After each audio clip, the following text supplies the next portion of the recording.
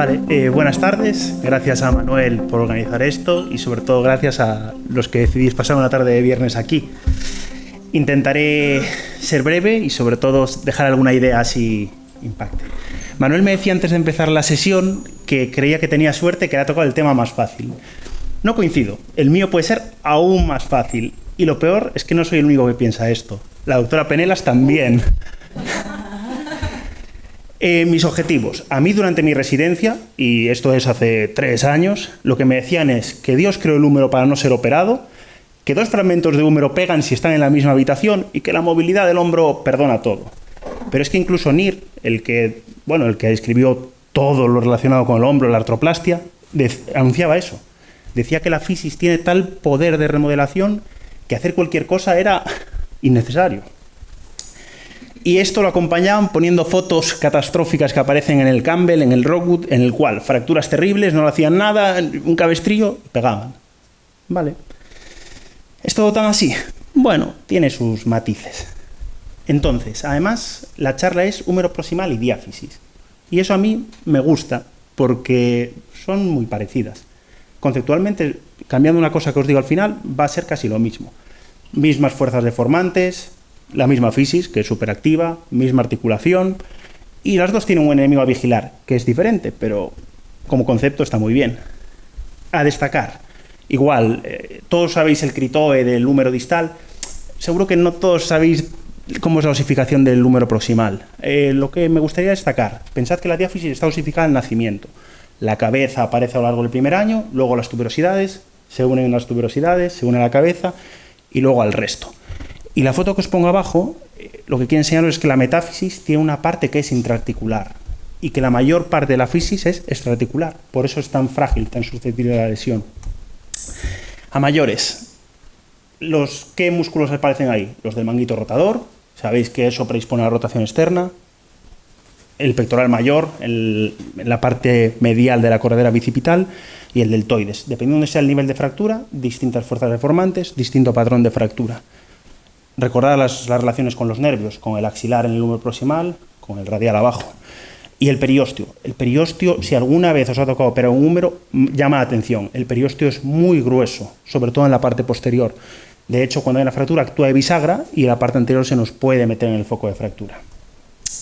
Entonces, conservador, ¿no? Sí, una fisis muy activa, movilidad muy buena y aparte, incluso aunque haya deformidad, las partes blandas nos la disimulan. Ya está, se acabó la sesión, es la diapositiva del principio.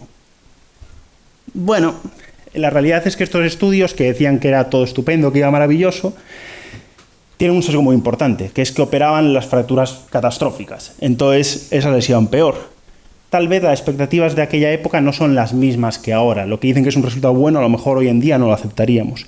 Y lo que sí que está descrito en los estudios es que fracturas de más de 20 grados de angulación en pacientes mayores de 12 años no van tan bien.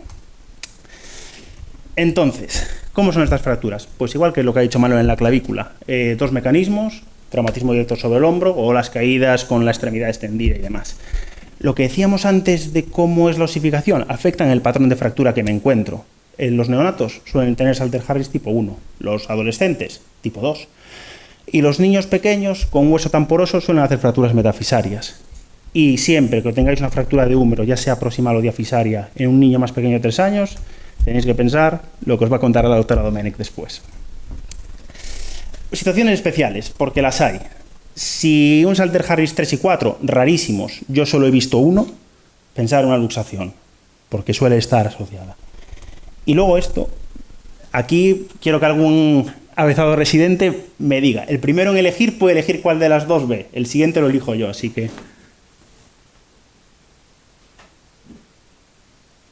Venga, Víctor. Víctor, puedes elegir izquierda o derecha, ¿qué ves en cualquiera de las dos?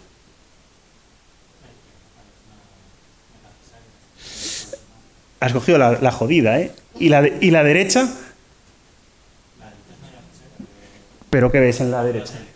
Es que es una foto muy mala.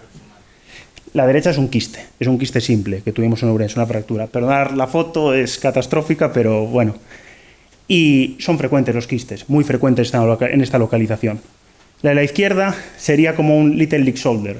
Es lesiones fisarias, crónicas, que decís, muy de Estados Unidos, este es de Ourense, juega al tenis. Clasificación. NIR, el mismo hombre de antes, hablaba del desplazamiento. Muy resumida, 1 no desplazada, 2 poco desplazada, 3 y 4 más desplazada. No habla de la angulación, no habla de la rotación, tiene sus defectos. Obviamente, también hay clasificaciones descriptivas, las de la AO, poca correlación clínica no nos guían en el tratamiento, y el Salter-Harris que se puede usar. Merece un capitulillo, igual que como decía Manuel, hablar que esto se ve como fractura obstétrica. La más frecuente es la clavícula, segunda más frecuente es el húmero. Y es la única cosa que voy a comentar de la clínica, porque todos veis en las guardias fracturas de húmero, de adultos, de niños, pero en un bebé a lo mejor no tanto. Y el bebé no dice me duele aquí y no tal, el bebé está enfadado. Y a veces te hace una pseudoparálisis. Y eso es un problema, porque tienes que hacer un diferencial con muchas otras cosas. Con la fractura de clavícula, con una lesión del plexo, con una artritis séptica. ¿Qué se hace? Y esto no lo sabía, pero lo leí y me encantó. En Estados Unidos te dicen, les pone un imperdible para que no mueva el bracito y esté tranquilo y no moleste. Y sobre todo convencer a los padres de que efectivamente el pronóstico es excelente. Entonces, ¿cuáles vamos a tratar de manera conservadora? Pues aquellas que puedan remodelar, así de fácil. Entonces, 3 indicaciones. Menores de 10 años, va a remodelar, no tengo problema, ya está. Lesiones fisarias crónicas, reposo un mes, readaptación de la actividad, no problema. Mayores de 10-12 años, si no excede las angulaciones tolerables, lo puedo tratar conservador. Con la Iglesia hemos topado. ¿Qué son las angulaciones tolerables? Pues aquí cada autor hacía su descripción y lanzaba sus números, pues porque a él le parecían bien. De hecho, yo aquí os puse lo que os dice el Rockwood y lo que dicen las guías de los alemanes, pero podía haber puesto cualquier otra cosa, ¿eh? Entonces, ¿hasta dónde? ¿Por qué? Bueno, porque puede remodelar. ¿Cuándo?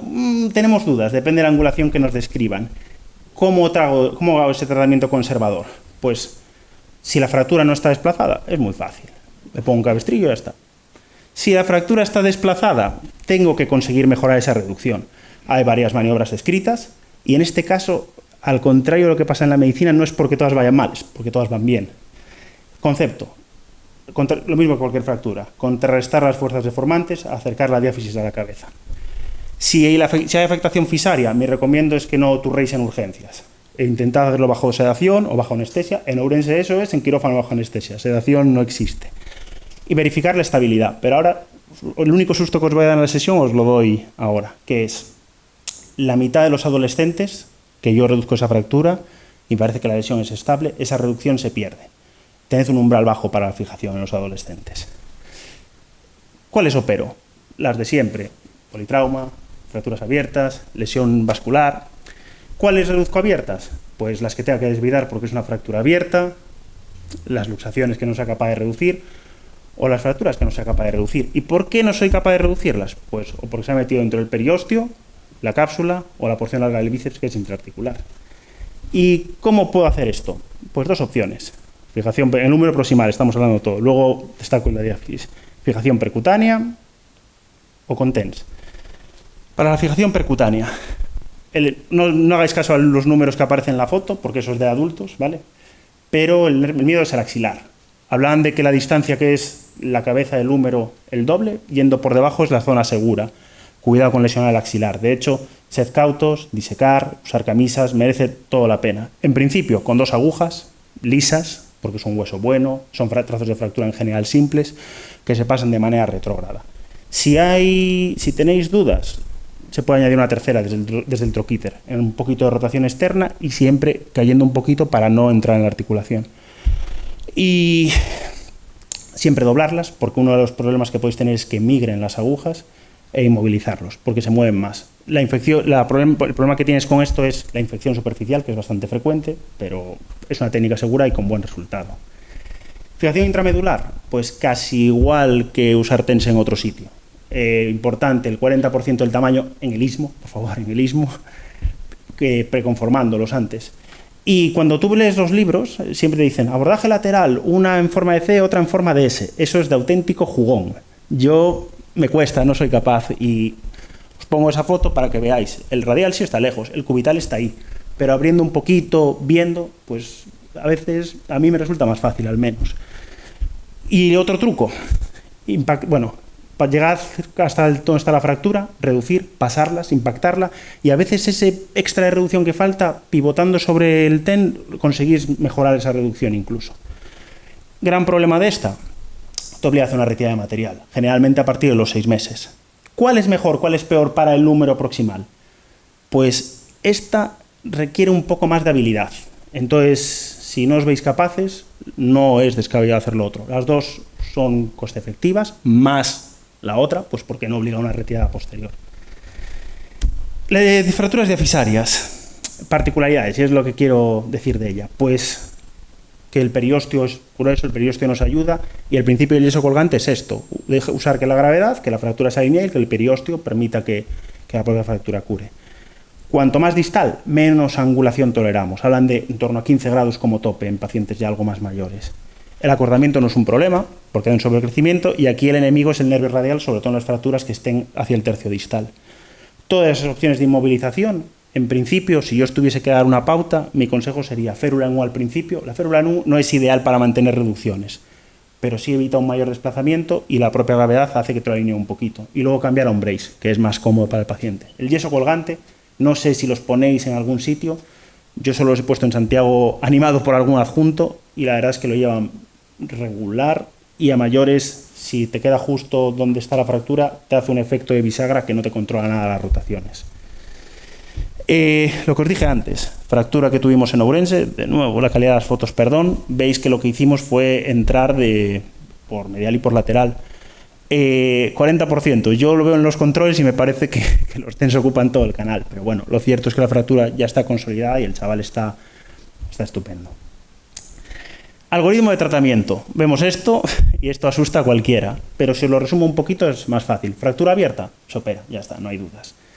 Un niño muy pequeño, un sling con conservador va a ir bien. Si la alineación es aceptable, lo mismo. En húmero proximal, un cabestrillo, en la diáfisis, férula en U y luego pasar al brace. Si la alineación no es aceptable, reducir y considerar después si tengo que fijar o no, dependiendo de la estabilidad. ¿Y cómo lo puedo fijar? Pues en la diáfisis con TENS. Está escrito percutáneo, pero en la diáfisis sí que merece la pena los TENS. Y en el húmero proximal con tenso percutánea. Entonces, ¿qué hago cuando me ven ahí? Pues depende.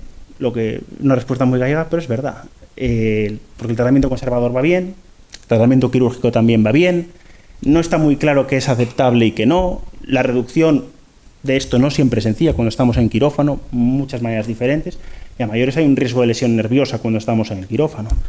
¿Qué haría? Pues exploraría al chaval y hablaría con los padres para ver cuáles son las expectativas y decidir casi caso a caso.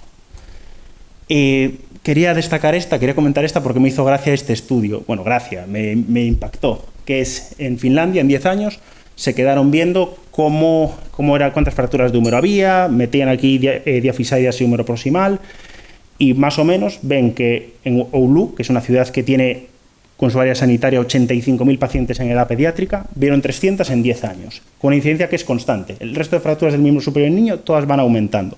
Esta es constante. Son deportes y accidentes de tráfico, tal vez los deportes son distintos a los que haríamos aquí, pero el mismo patrón.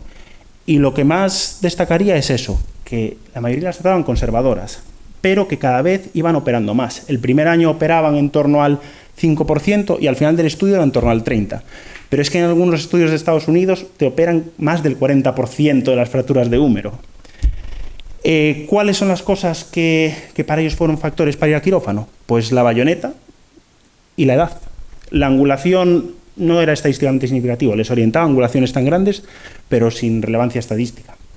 Y concluyen ellos al final que las razones que hay para decir fijación sí, fijación no, que aún no las tienen claras.